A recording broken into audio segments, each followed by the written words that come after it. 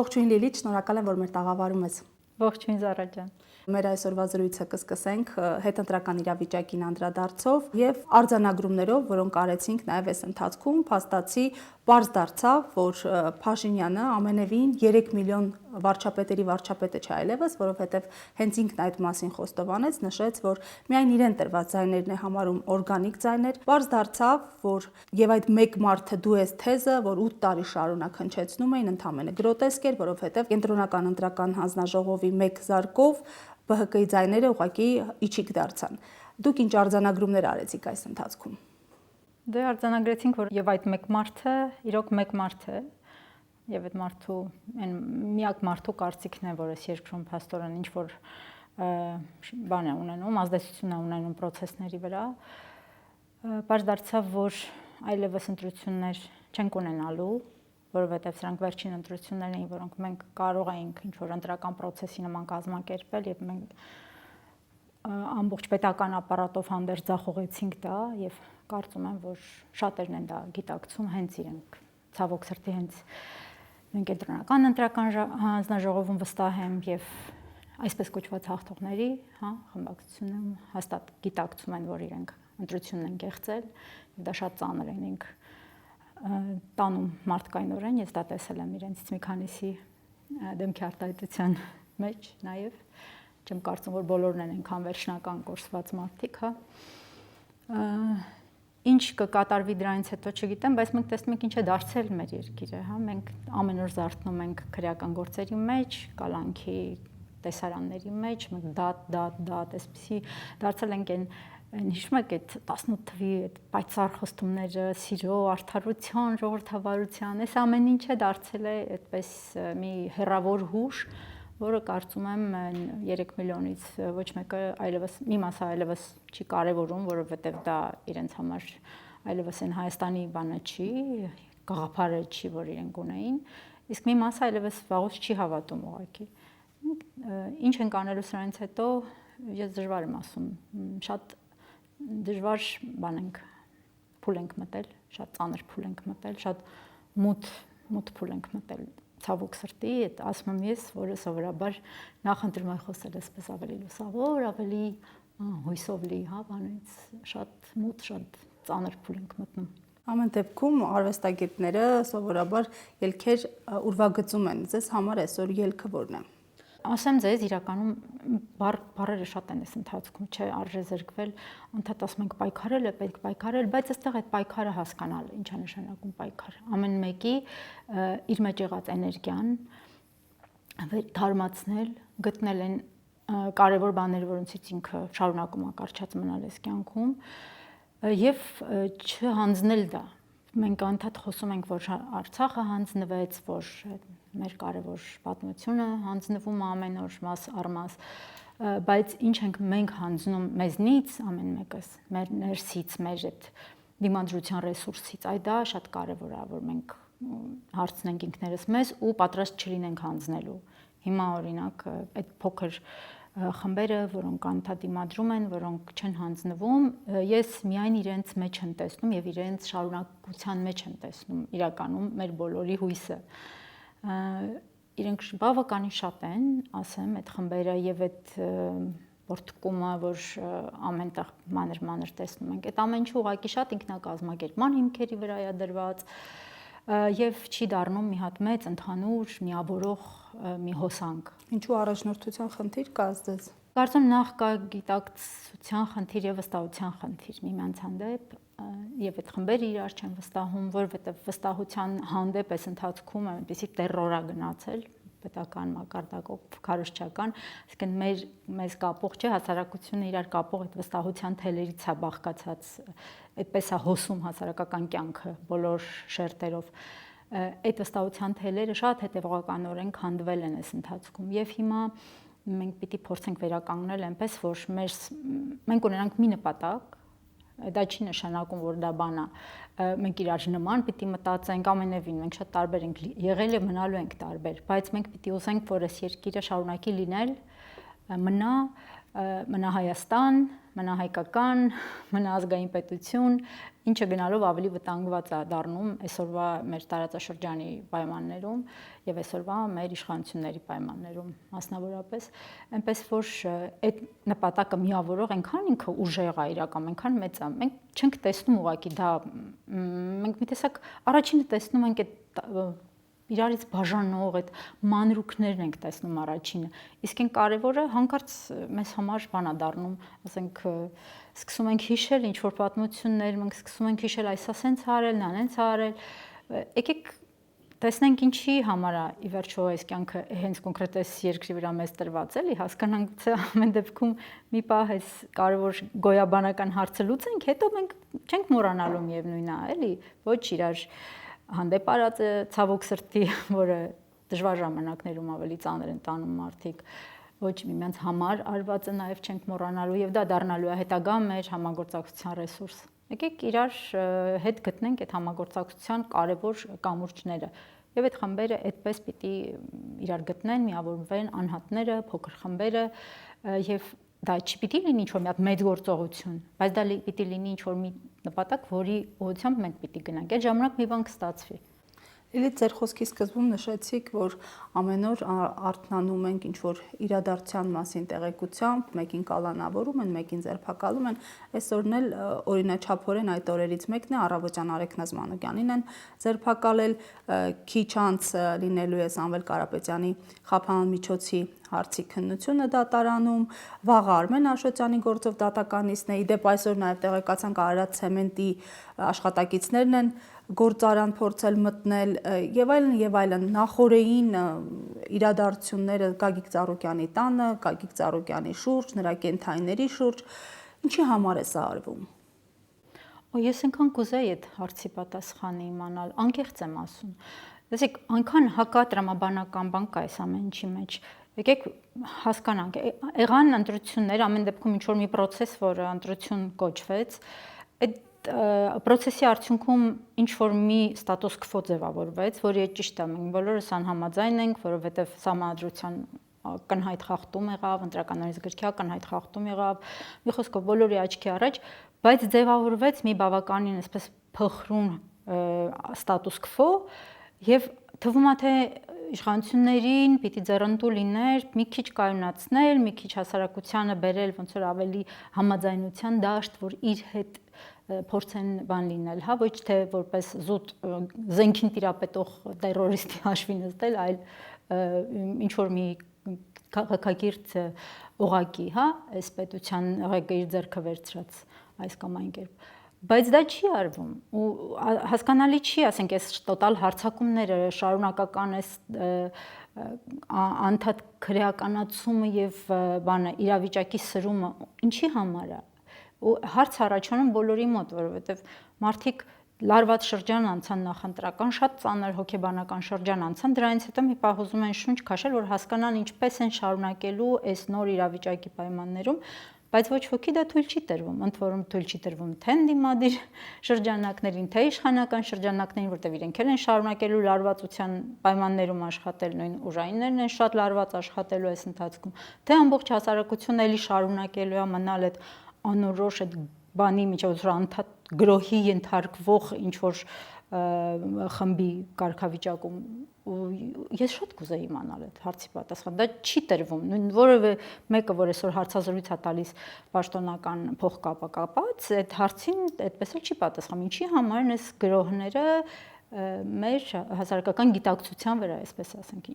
ինչ են ուզում մեզնից ի վերջո։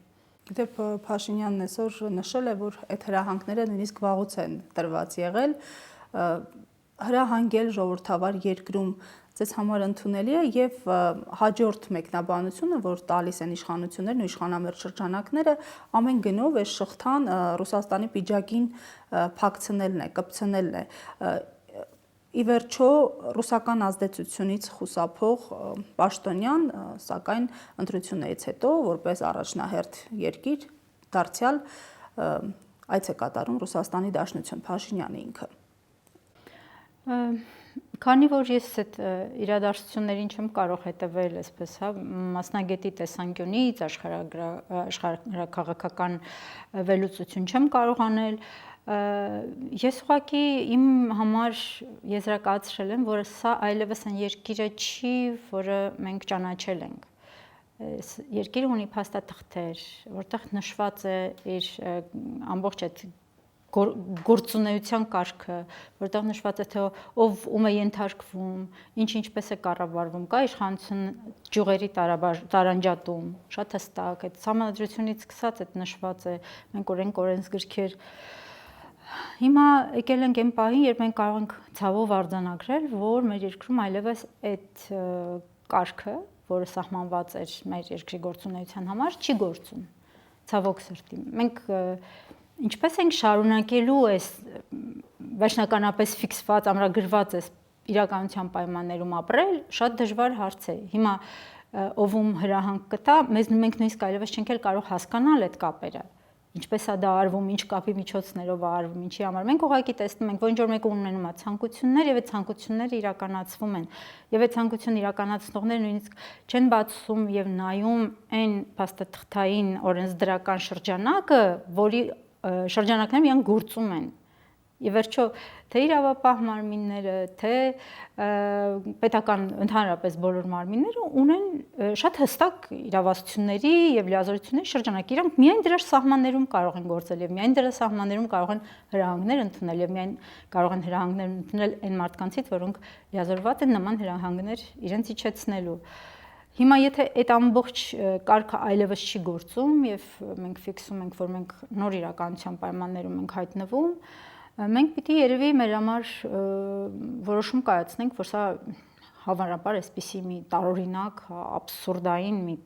վիճակ է, որի մեջ հայտնվել ենք։ Ես ինքս հուսով եմ, որ ուղղակի սա ժամանակավոր քաոս է, որտեվ մինչև վերջերս էլ կար այդ ամեն ինչը, բայց մենք մտածում էինք, որ հնարավոր է լինի ընտրական շրջան, որը կֆիքսի ուժերի հարաբերակցություն, կլինի նոր բալանս եւ մենք կկարողանանք իրար հետ հարաբերվել արդեն որպես ինչ որ իրավահավասար քաղաքացիներ, իրավահավասար սուբյեկտներ այս երկրում ապրող, բայց պարզվեց, որ չէ, որ այդ ամեն ինչը կայացվում է միայն մեկ հոգու ցանկությամբ։ Հիմա իրոք ես այդ հարցերի պատասխաններ չունեմ, ես չգիտեմ, թե մենք ինչպես պիտի այս պայմաններում որպես պետություն, որպես այս պետության ներսում ապրող հասարակություն շարունակենք, մենք ինչի հիման վրա պիտի ենթադրություններ անենք, եզրակացություններ անենք, ինչի վրա պիտի կանխատեսումներ անենք, որովհետև եթե դու պիտի կանխատեսում անես, ելնելով նրանից, թե ինչ կարող է ցանկանալ ինչ-որ մարդ,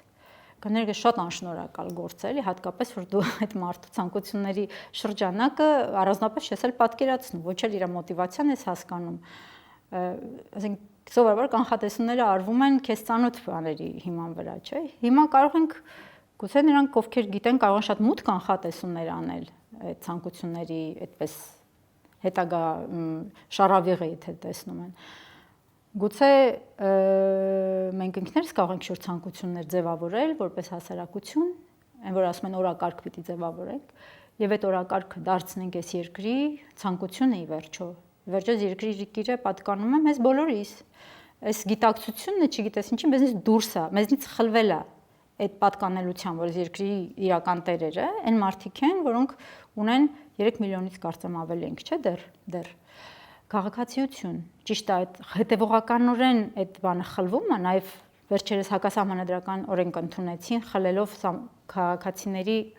մի մասի ընտրելու իրավունքը։ Սա շատ կարևոր է, որտեղ հետևողականորեն քաղաքացիներին Հայաստանի Հանրապետության վերածում են Հայաստանի Հանրապետության բնակիչների։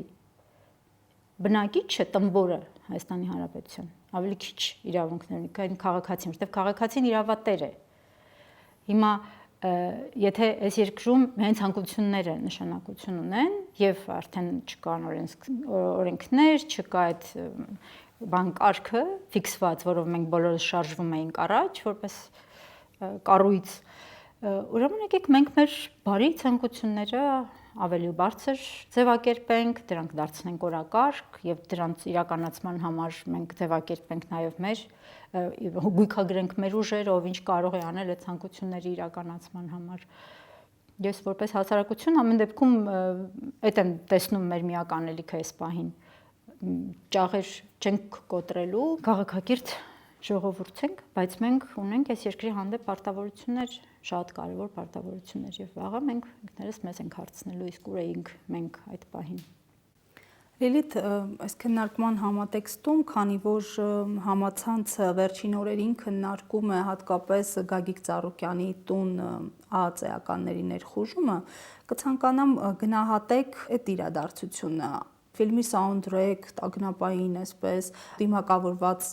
անձինք գալիս են եւ 70-ամյա քաղաքացուն մի կողմ թողնենք ընդունում են Ծառուկյանին, չեն ընդունում, քաղաքական գործիչ է թե խոշոր սեփականատեր է կամ օլիգարխ, ինչպես կբնորոշեն շատերը, բայց սեփական տան մեջ տապալում են գետնին։ Սա որքանով է բարոյական։ Իդեպ այդ օլիգարխ բառի մասին, որը շատ է շահագործվում, օլիգարխը այն մեծահարուստն է, որը սերտաճած է իշխանությունների հետ։ Ընդդիմադիր մեծահարուստը ապրիորի չի կարող լինել օլիգարխ, դա արդեն սխալ բնորոշում է, որովհետև ինքը չի կարող գործադրել իշխանության լծակները իր շահը առաջ տանելու համար։ Եվ իսկ մնացածը հաց եւ տեսարաններ, մենք գիտենք, որ հիմա շատ ծանր տնտեսական շրջան է Հայաստանի համար եւ ես լսել եմ կանխատեսումներ, որ շրջանը կարող է ավելի ծանրանալ եւ պետք են տեսարաններ եւ քանի որ մեզ մոտ ցավոք սրտի պետական մեքենան կարճականից մինչեւ ուժային կառույցներ ծառայեցվում է այդ նպատակին, սեփական իշխանության ամրապնդման, վրեժխնդրության, ցավոք սրտի, ապա կարծում եմ ոչ մեկի համար, նույն Ծառուկյանի համար անսպասելի չի եղել, որ կարող է այդպիսի բան լինել։ Այն որ դա մեր պետության համար շատ մեծ հարված է, ընդ որում չեմ ասում միջազգային վարկի, հասկանում եք, այս միջազգայինն էլ արդեն իր բանը կորցրել է, որովհետև հիմա ավելի կարևոր է այն, ինչ որ տեսնում է մեր քաղաքացին, ինչ որ տեսնում է մեր երեխան, ինչ որ ապրում է այդ հարվածը իր վրա վերցնում է մեր պետությունը, որ առանց այդ էլ հարվածներից ուշքի չի գալիս։ Մենք իրավական համակարգը դարձնում ենք, զրոյացնում ենք ուղղակի, մենք ունենք այդ ներքին պաշտպանության արդեն կարիքը, մենք ոնց ենք անելու չունենալով նույնիսկ այդ ներքին իրավական պաշտպանությունը։ Արտաքինը մենք գիտենք ինչքան խոցելի է մեր դարձել, մեր ներքին իրավական կառույցն է արդեն ոչ թե ճայքեր տվել, այլ երևի փլվել, եթե նայենք մենք այսօրվա մեր հարուցվող ամենուր քրեական գործերին եւ այդ հրահանգավորված այսպես կոչված արդարադատությանը։ Բնորոշում չես էլ կարող տալ էլի քանդվում է մարդիկ, ես կարծում եմ որ Ծառուկյանն ինքը ու բավարար ուժեղ է որ այդ տեսարանն էլ հաղթահարի եւ մնացածն էլ հաղթահարի, գուցե առյուծի մահադժվարությամբ կհաղթահարի, որովհետեւ ինչքան գիտենք բոլորս կապված էր կենթանու հետ, բայց այն ինչ որ հասցվում է այդ տեսարանի միջոցով մեր երկրին եւ մեր հասարակությանը եւ մեր իրավական այսպես կոչված իրավական պետությանը վերջին փշուրներին, այդ շատ դժվար է վերականգնվելու։ Ես ուրախ եմ, որ ուղղակի շատ-շատերը մի կողմ դնելով բոլոր անձնական այդ մոտիվները, չգիտեմ, մեկը լավ է վերաբերվել, մեկ անձնական ինչ-որ կապեր ա ունեցել, թե ինչ, տոտալ այդպիսի աջակցության ալիք գնաց եւ դա աջակցությունն է այս երկրում օրինականությանը։ Այդ է հարցը, մարդիկ չեն կորցրել օրինականության պահանջը, հակառակը մեծանում է դրանում, այսինքն երբ որ հարվածները ինչքան ուժեղանում են, այդքան այդ օրինականության պահանջը մեծանում է, որովհետև արդեն սկսել են հասկանալ, որ եթե հնարավոր է այս մարդուն, որը ուներ ամեն ինչ եւ ունի ամեն ինչ եւ պաշտպանված է առաջին հայացքից, հա, այդպես կոպտորեն բան անել, ներխուժել իր տարածք,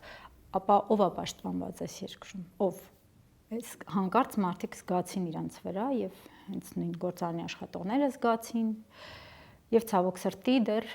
շատերս զգալու ենք այս երկիրը համտել է մութ փուլ, շատ տխուր փուլ եւ այստեղ անձնական պատասխանատվության հարց է շատ կարեւոր։ Մենք ամեն մեկս ոնց ենք համարում, ոնց ենք իրացնելու այս երկրի տիրոջ մեր մանդատը, եթե համարում ենք, որ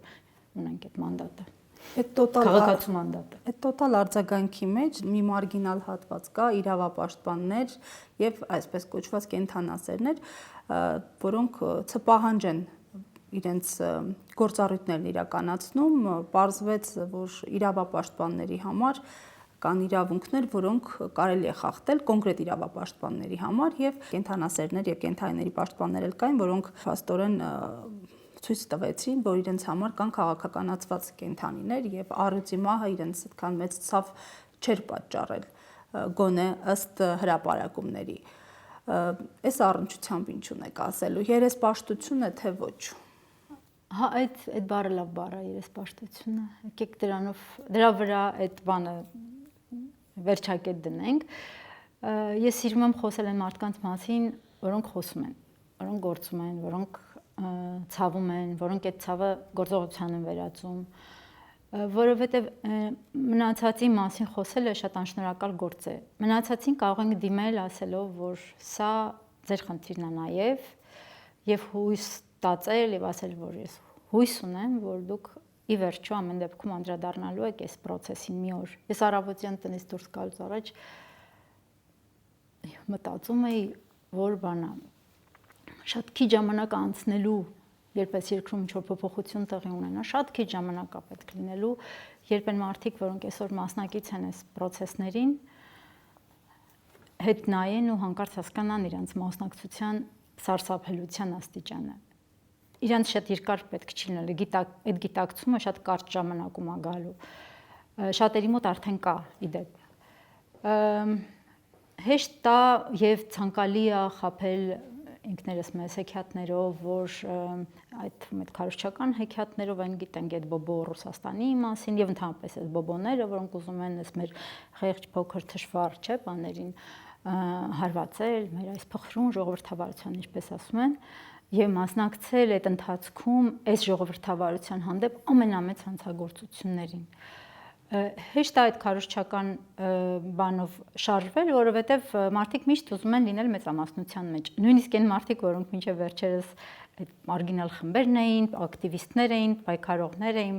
հանկարծ զգացել են մեծամասնության կոմֆորտը։ Սարսափելի բան է, մահացու բան է, էլի մարդու համար, անհատի համար մեծամասնության կոմֆորտը զգալը եւ սիրելը, դա, չգիտեմ, այն էլ հատկապես եթե մարդը իրեն համարում է մի քիչ մտավորական, մի քիչ արտիստ, մի քիչ ազատ, ու ասենք այդ ազատ ստեղծագործող արտիստներին, որ տեսնում ես ինչպես են այսօրվա այս նացիստական կառուցչության թեզերը կրկնում, կոգնիտիվ դիսոնանս է լրիվ, էլի։ Ես սկզբում շփոթվում ես, հետո հիշում ես, որ սա արդեն տարիներով շարունակվում է, ասում ես լավ, չշարունակենք տանջվել այս թեմայով։ Ես եկեք խոսենք այն մարդկանց մասին, որոնք այսօր իրոք անկեղծորեն, առանց շահի, ուղղակի այդ վախից, որ այս երկիրը կարող է ուշքի չգալ այսպիսի հարվածներից, որ այս փխրուն ժողովրդավարությունը չափից դուրս փխրուն է ու չի դիմանա։ Եկեք այդ մարդկանց մասին խոսենք, որոնք արտահայտվում են, որոնք չեն վախեն, որոնք դուրս են գալիս։ Եկեք իրենց տեսնենք, այն իրավապաշտպաններին իդեպ, որոնք որ դուրս մնացին նաև իրենց ծնող այդ տարբեր կառույցներից, որովհետև իրենք էլ շատ մեծ զրկանքներ կրեցին։ Այն ազատ մամուլին, որը որ գնաց այդ զողողությանը եւ հայտնվեց էլի բանի տակ, զրկանքների վտանգի տակ, եւ այդ ես իրենց հանդեպ էլի խոնարհումով ուզում եմ իրենց առանձնացնել եւ ուղղակի հիանալ, որովհետև հեշտ չի։ Ընդ որում հեշտ չի ոչ թե պարզապես մնալ որպես քաղաքացի, հեշտ չի իրականացնել նաև այդ իրավապաշտպան գործունեությունը։ Ֆիզիկապես էլ չեն հասցնում, մարդիկ առավոտ զարթնում ես, դու չգիտես որ մի հետապնդվողի հետևից, չէ՞, պիտի հասցնես, որ մեկին պիտի գնաս հայցի, որ մեկին պիտի գնաս մեկուսարանում տեսնես, որ մեկի մասին պիտի հայտարարություն գրես միջազգային կառույցներին։ Եկեք շնորհակալ լինենք իրենց ու խրախուսենք ասելով, որ սա իրականում իրենք անում են իրենց երկրի համար եւ իրացնում են քաղաքացու իրավապաշտպանի իրենց մանդատը։ Ժողովրդավարության մասին խոսեցիք, ժողովրդավարության դրոշակակիր արևմուտքը այսօր Հայաստանի հետ կապված իրողությունների հարցում աչք է փակում, լռում է, թեև ակտիվ այցեր կան այստեղ, դուք ես ինչքանով հիշում եմ, մինչև այս իշխանությունն էլ բավականին ակտիվ եք եղել եւ առաջամարտիկ եք եղել պայքարի գծում, Երբևէ այսպիսի լռություն, пассивություն ժողովրդավարության լիդերների կողմից, պետությունների կողմից եղել է Հայաստանի նկատմամբ։ Ես հիշում եմ, որ նախկինում, երբ մի այսպես թուփ էր ծռվում, մի ծառ էր կտրվում, արձագանքներ էին լինում։ Հիշում եմ, որ Եվրամիության դեսպան կար, որ նույնիսկ դատական process-ի էր ներկա լինում մասնակցում։ Ինչով եք պայմանավորում այս լռությունը։ Դե կարող ենք ենթադրել, որ այնուամենայնիվ քաղաքական շահերը ավելի կարևոր են, քան հայաստանյան ժողովրդավարությունը։ Համենայն դեպս ինչը պիտի իրենց, գիտեք, ես իրենցից այդքան պահանջ չունեմ, ինչքան մեր ներսից, որովհետև եթե այդ ժողովրդավար, չգիտեմ, կոչենք արևմուտքը տեսնի, որ Հայաստանում կա իրական այն իմ ասած այդ միասնական նպատակը, իրական ժողովրդավարություն ստեղծելու, իրական այս սարսափների դեմ դուրս գալու, դժվար է թե իրենք կարողանան ինչ-որ բան անել, էլի, եթե նույնիսկ շատ ուժան, եթե նույնիսկ իրենց քաղաքական շահերը շատ պահանջեն։ Ամեն դեպքում մեր խնդիրը մենք ներսից պիտի լուծենք եւ այն որ ասում եմ մեծերին տեղյակ պահենք այդ մասին, մենք անընդհատ չպիտի գտնվենք այդ թույլտվություն հարցնողի, խնդրողի, դիմողի դերում, արդեն հասուն ենք, արդեն 35 տարեկան անկախ երկիր ենք եւ ինչ որ հասարակական հասունություն պիտի այդքան ունենանք ու ինքներս մեր ներսում ձևավորենք այդ պահանջները նախ մեզնից, հետո արդեն եթե հասունանում այն աստիճանի, որ կախված է ինչ-որ մի բան դրսի աջակցությունից, արդեն նոր դիմենք դրսի աջակցությանը։ Իսկ այդ դրսի ես շատ եմ լսում, ճիշտն ասած, օտարերկրյա, հատկապես արևմտյան լրատվամիջոցների թողարկումները, հարցազրույցներ, բան, եւ մի քիչ ծանոթ եմ այնտեղի ներքին մթնոլորտին, չգիտեմ, ֆրանսալեզու բաներ եմ շատ լսում հատկապես, այնպես չի, որ իրենք շատ հիացած են այսօրվա Եվրոպայի ժողովրդական ինստիտուտներով, այնպես որ եկեք իրենցից շատ մեծ ակնկալիքներ չունենանք, նույնիսկ կարող ենք ընդհանրապես ակնկալիքներ չունենալ, մենք կարող ենք ուղղակի փորձել իրենց օգտագործել այդ միջազգային իրենց կշիռը, երբ մենք հասցնում ենք ինչ-որ մի բան այն կետին, երբ արդեն իրենց անելիքը կարևոր է, բայց կախված լինել իրենց կարծիքից կամ հույս դնել, որ իրենց ինչ-որ կախարդական փայտիկը մեզ օգնելու է, ես այդքան էլ ճիշտ ասած տխուր է իհարկե, որ այդպես է, բայց այդպես է հիմա։ Տխուր է, որ մենք չենք տեսնում աջակցություն իրական այսօրվա մեր իրավունքի ոտնահարումներին, բայց մյուս կողմից իսկ ինչ պարտավորություն ունեն իրենք։ Քաղաքական շահերից խոսեցիք, ես նշեմ, որ լրատվամիջոցները նախորդին հրապարակեցին, վերահրապարակեցին ռուս պրանկերների բացահայտումը, թե ինչպես է ՀՀԿ գլխավոր քարտուղարը, որն ազգությամբ թուրք է, խոստացել օգնել Փաշինյանին հեռացնելու վեհափար հայրապետին Գարեգին II-ին։ Սա ձեզ համար բացահայտում էր։ Դե ամեն դեպքում բավականին տխուր բաներ, տեսարաներ եւ կարծում եմ, որ այս մասին ասելիք պիտի ունենա թե եկեղեցին եւ թե եկեղեցական կառույցները, այդ թվում ոչ միայն տեղական, այս են դեպքն է, երբ սա քրիստոնյա համայնքին առնչվող եւ քրիստոնեական կառույցների ինքնավարությանը առնչվող խնդիր է, որովհետեւ գիտենք, որ եկեղեցին ինքը ինքնաբավ, ինքնակառավարվող ինքնուրույն կառույց է եւ այդտեղ մուտք չպիտի ունենա քաղաքական որևէ իշխանություն եւ այս ամբողջ process-ը, որը վերջին տարիներին ընթանում է եկեղեցու դեմ եւ որը իր այսպես փառքի պսակը գտավ քաղաք պայմանագրի նախընտրական ծրագրում, որտեղ ֆիքսվեց, որ իրանք գնում են եկեղեցու դեմ գրոհի եւ շարունակելու են, սա ճիչացող ուղղակի միջամտությունն է, ոչ թե պարզապես միջամտությունն է, սա նոնսենս է, որովհետև մենք իրոք ունենք ինքնավարություն եկեղեցական, հնարավոր չի այնտեղ միջամտել, չի կարող դատավորը, ինչպես այսօր իրենք անում են, դատավորը միջամտել, ասենք եպիսկոպոսի գործերին եւ որոշել, թե ով կարող է թեմի առաջնորդ լինել կամ ով կարող է քահանա աշխատել, հասկանում եք, իրենց որովհետև դա աշխատանք չի, դա ծառայություն է։ Նույնիսկ այդ բանը չկա։ Սա մեր կյանքի այս նոր աբսուրդի մի հատ մեծ շատ շատ ծանրակշիռ մասն է։ Ցավոք սրտի չի գիտակցում հասարակությունը այդ абսուրդի աստիճանը։ Հիմա այստեղ մենք ուղղակի սպրանկերներ օգնել են, որ երևա թե ինչ աստիճանի абսուրդ է այս ամենը, որովհետև չի կարող քաղաքական իշխանությունը որոշել փոխել կաթողիկոսի։ Դա հնարավոր բան չի։ Դա այն գլխից չի կարող լինել։ Եվ սովորական լինել աջակցություն խնդրելը ՀՀԿ քարտուղարից։ Չգիտեմ իրականում այդպիսի բան կարող է լինի թե չէ, այսինքն այդպիսի զանգ իրական զանգ կարող է լինել թե չէ, բայց փաստորեն ստացվում է այնպես, որ ՀՀԿ-ի նման կառույցի ղեկավարը չի զարմանում այդ զանգից, չի հանկարծակի չի գալիս եւ դա ընդունում է որպես նորմալ խնդրանք Հայաստանի ղեկավարի կողմից, դա արդեն ոչ մի լավ բան չի ասում այսօրվա մեր երկրի ընկալման մասին։ Մի կողմ դնենք դեռ ՀՀԿ-ն, ինչպես է դրան արձագանքել, բայց այն որ Հայաստանի ընկալումը այսօր այնպեսին է, որ սա մի երկիր է, որը կաթողիկոս է, որտեղ քաղաքական իշխանությունը միջամտում է եկեղեցու գործերին, որտեղ ինքը որոշում է ինչ անել, կաթողիկոս փոխել եւ այլն։ Այս շատ տխուր բան է ասում այսօրվա երկրի վիճակի մասին եւ մեր ընկալման մասին մենք փաստորեն այլևս այդ երկիրն ենք էլի, այստեղ ամեն ինչ հնարավոր է։ Դե Փաշինյանը այդ թեման չի կարևորել, շրջանցել է, ասել է դե պրանկերներ են էլի։ Բովանդակությանը չի անդրադարձել։ Դե իր համար նորմալ է, որովհետեւ ինքը դե ի վերջո գիտենք, որ ինքը իր անձնական նախաձեռնությամբ սկսել է այս արշավը եւ պրանկերի պես հասկանալի։ Եվ թեև դուք նշում եք, որ պետք է անդրադառնալ այն մարդկանց, որոնք շարունակում են պայքարը, ամեն դեպքում կոնկրետ ձեր ոլորտում արվեստագետներ կան, որոնք նախընտրում են լռել։ Ըստ ձեզ ինչն է դրդում։ Վախը, ավելի ապահով լինելու զգացումը, իշխանության հովանոցի տակ հայտնվելը։ Ես ենթադրում եմ, որ շատերը իրենց հարցեր չեն տալիս, նախընտրում են կոմֆորտը։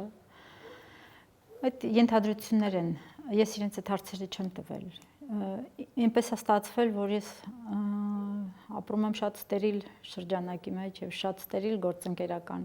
միջավայրում։ Եվ չեմ հասցնում այդ եկեք ես ձեզ ավելի հետաքրքիր բանի մասին պատմեմ, այս սրա վերաբերյալ։ Մենք ստեղծել ենք մի փոքրիկ նախաձեռնություն, խումբ, որը կոչվում է Լռության սիմֆոնիա։ Եվ այդտեղ հավաքում ենք այն բոլոր պատմությունները, որոնք առնչվում են մշակութային հաստատություններից, մասնավորապես պետական մշակութային հաստատություններից, կրթական հաստատություններից, գիտական հաստատություններից, իրենց քաղաքական, հասարակական դիրքորոշման պատճառով ազատված կամ ազատման սպառնալիքի տակ գտնվող կամ որոշակի ճնշումների ենթարկվող մարդկանց պատմությունները։ Վերջինը Ռուբեն Մելիքյանն է, կարող եք ներառել։ Ռուբեն Մելիքյանին արդեն ներառել ենք որպես համալսարանից իր քաղաքական դիրքորոշման պատճառով ազատված դասախոսի։ Դուք չեք կարող պատկերացնել ինչ հետաքրքիր ցանկ է այնտեղ մարդկանց, որոնք ու երբ մենք խոսում ենք որ այ լռում են, մենք այդտեղ հավաքում ենք մարդկանց, որոնք չեն լռում եւ ազատվում են, չեն լռում եւ դուրս են մնում, չեն լռում եւ հետապնդվում են։ Ընդհանուր մինչեւ ասենք Գիրանց գյուղի գյուղապետարանի աշխատակից, ասենք, որը չլռեց իր գյուղում տեղի ունեցած ընտրական process-ների այդ իր սուրաճքը նկատել էր այդ process-ների առանձնահատկությունը ինքը ֆիքսել էր եւ իրեն այսպես խնդրեցին դիմում գրել անմիջապես։ Այս չլռողների ռեսուրսը շատ թանկ է եւ մենք իրենց փայփայում ենք։ Մենք ասելով, մենք ինքներս մեզ ենք փայփայում, որովհետև այդ խմբի մեջ այդպես խումբը մեծանում է, չլռողները շատանում են, ճնշումները ավելանում են։ Եվ սա ես ինչու եմ շատ ուզում խոսել սրա մասին, որովհետև այստեղ հատկապես մեծ կշիռ է կազմում մշակութային հաստատություններում, մշակութային գիտական եւ գիտակրթական այդտեղ ահագնացող լռությունը, այդ լռությունը կոտրողների փորձերը եւ այդ փորձերի պատժման այսպես անընդհատ հետեւողական համակարգը, որը գործի է դրվում։ Մենք անընդհատ տեսնում ենք իրանց, անընդհատ փորձում ենք հասկանալ ինչպես կարող է լինել, ասենք, մշակույթը, արվեստը, դրանք գործունեության ոլորտներ են, որտեղ պիտի ազատությունը, ներքին այսպես ընդվզումը, անհամաձայնությունը, անհաշտ լինելը իրականության հետ, այդ կռիվը ներքին, դրանք պարտադիր պայման են ստեղծագործելու համար։ Հիմա այս բանը շարքը տեսնելով, այս ցիկլը, որ արդեն դառնում է մի հատ սովորական բանի նման, այն համակենտրոնացման ճամբար տանող անվերջանալի գնացքների բանը, վագոնների նման մի հատ շարք է դարձել, լցնում են մարդկանց եւ տանում են ուր չգիտես, այս շարքը մեզ բան է անում։ Ամենակարևոր հարցն է տալիս, ի վերջո այս լրությունը ում է ծառայում։ Եթե մենք կոտրում ենք ստեղծագործական միտքը, իսկ ստեղծագործական միտքը առանց ազատության, ինչպես բան կանի։